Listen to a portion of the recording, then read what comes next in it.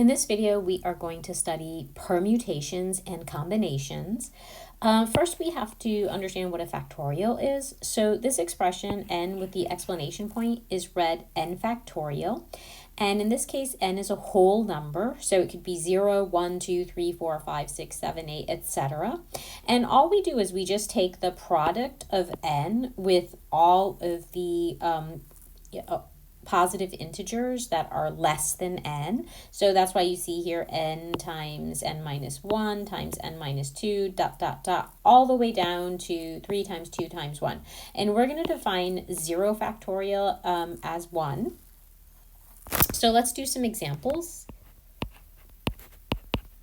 The first example I'm going to do is 3 factorial. So 3 factorial is just 3 times 2 times 1, which is just 6.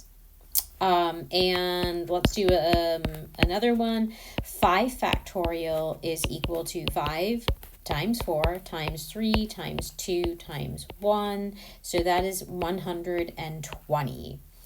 And so you can play around with doing some arithmetic with factorials. So for example, let's simplify, let's take 6 factorial divided by 5 factorial. So your first thing might to go the brute force method and just write 6 times 4, 5 times 4 times 3 times 2 times 1. And then I have 5 times 4 times 3 times 2 times 1. And I notice, oh, this part is the same as the denominator, so I can just cancel. And this is just ends up being equal to 6. So a shortcut is, if you recognize this pattern, is that you can say that, oh, 6 factorial over 5 factorial, well, that's just equal to 6 times, this is just 5 factorial. So I write 6 times 5 factorial over 5 factorial, and then I cancel these, and that saves me a lot of work. So let's do another example like that. Let's do 15 factorial over 12 factorial. So this time I'm going to write 15 times 14 times 13. And then once I get to the 12 factorial, since I see the 12 factorial in the denominator, I'm just going to leave that as 12 factorial. And then I have divided by 12 factorial. So I can cancel those, and we get 15 times 14 times 13.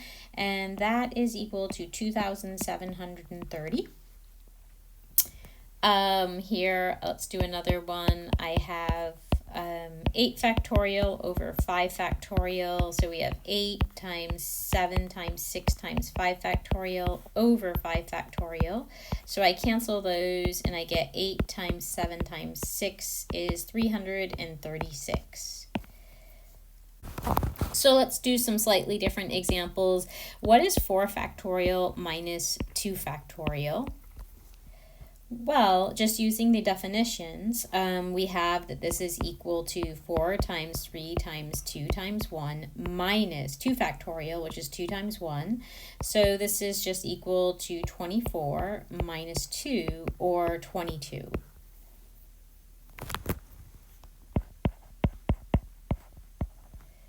Let's do another example. What is 3 times 3 factorial plus 2 factorial times 4 factorial? So again, we are just going to use the definitions.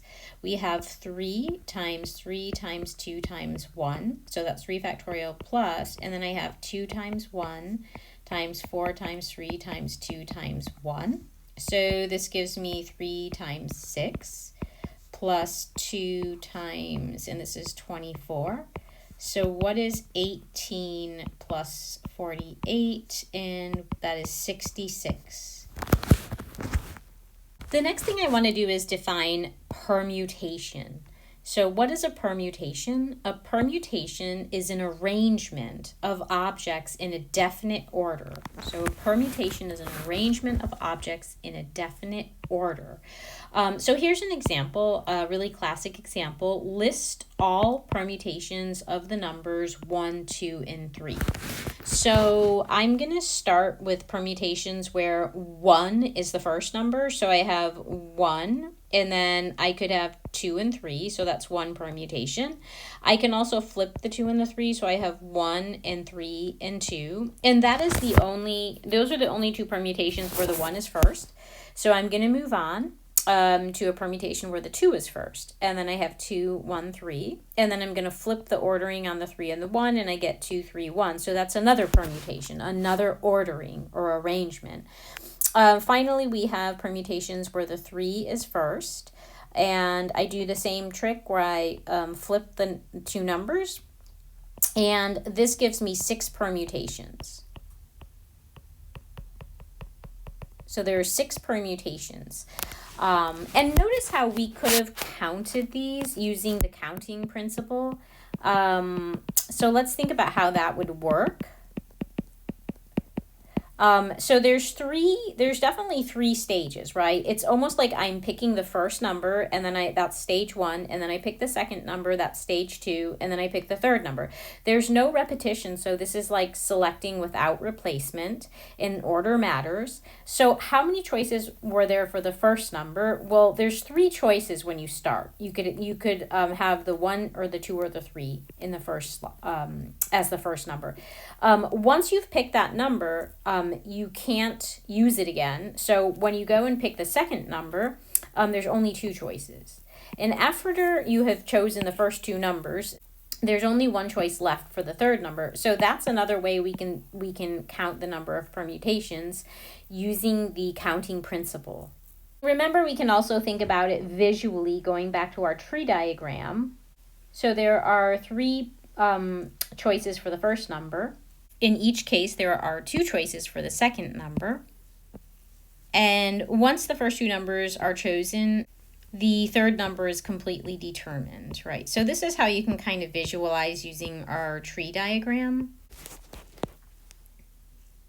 So let's summarize this as a general theorem. The number of permutations of n objects when all n are selected is n factorial. So in the previous example, we had 3 objects and we selected all 3.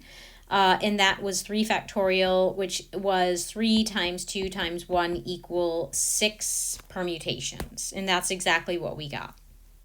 So here's another example. You have 5 friends and you would like to line them up for a picture. So just like this, so they're standing in a row.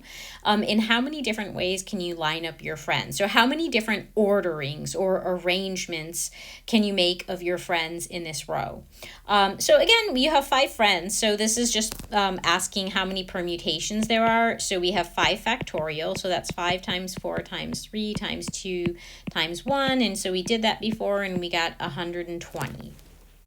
Okay, in this example, we are asked how many different orderings of the 4 numbers 1, 2, 3, and 4 are there if we only select 2 of the numbers. So only 2 numbers are going to be selected. So in this case, I'm just going to start again and do it systematically. So there's the number 1, and 1 can be paired with 2. 1 can be paired with 2. 1 can be paired with 3. 1 can be paired with 4. Those are all the orderings that start with 1. So I go to the orderings that start with 2. So we have 2, 1, 2, 3, and 2, 4. 3, 1, 3, 2, and 3, 4. And then 4, 1, 4, 2, and 4, 3. And notice that we do not order matters, and notice that we don't repeat the digits, okay? There's no repeated digits. So if I think about this in terms of the counting principle, you can think about it this way. I'm choosing 2 numbers, and there's 2 stages. So how many choices are there for the first number? Well, there's 4. And how many choices for the second number? Well, there's 3, so that's 12. And that's exactly how many we got in this example. So there were 12 permutations. And this situation where we're only choosing 2 of the objects out of the 4, we write this as, the notation we use for this is P4, 2. So this is how many permutations are there if I'm selecting only 2 objects at a time out of 4 total. Once again, let's generalize this. This is called the permutation formula for P and K. the number of permutations of n distinct objects selected k at a time is given by n factorial divided by n minus k factorial. So in the previous example, remember we listed the permutations of, we had 4 numbers, 1, 2, 3, and 4, and we selected 2 of them, and we wanted to know how many different orderings or arrangements there were. So we have 4 factorial over 4 minus 2 factorial. So that's equal to 4 factorial over 2 factorial. And remember, that's 4 times 3 times 2 factorial over 2 factorial. So that's just 4 times 3, or 12, which is what we got using the brute force method before. 10 runners enter a race. In how many different ways can first, second, and third place be awarded? So this shows me ordering matters, right? Because first place is not the same as third place. We have 10 different runners. Any one of these 10 runners could come in first place, or second or third. So we want to know every single possibility. So order matters here, and there's no repetition, right? So in this case, we're going to be using the P10. We're selecting from 10 runners, and there's three things that we want to select for first, second, and third place. So the formula gives me 10 factorial over 10 minus 3 factorial. So that's 10 factorial over 7 factorial, which is 10 times 9 times 8 times 7 factorial over 7 factorial. We can cancel these guys, and that leaves us with 10 times 9 times 8, which is 720. So there are 720 different possible finishes. So let's do another example here. So 3 women and 2 men are seated in a row. How many different seating arrangements are possible? So these individuals perhaps are sitting, they could be seated like, the first woman, the first man,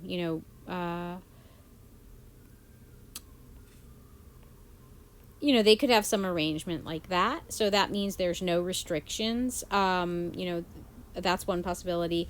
And this is just asking us basically then, if there's no restrictions, this is just asking us the number of orderings or permutations. So that's 5 times 4 times 3 times 2 times 1, or 120 different ways.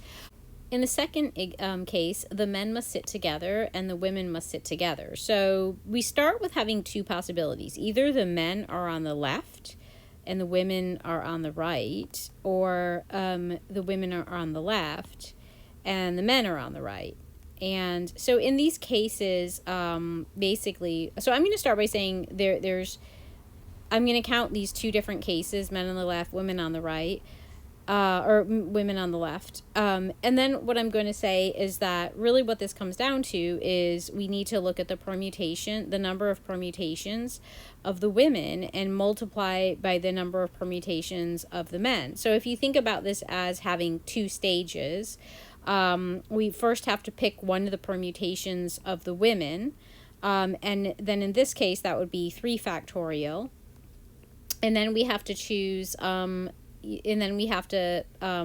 pick one of the permutations of the men, and we know that there's 2 factorial permutations. So we have 2 times 3 times 2 times 1 times 2 times 1, and that's just equal to 24.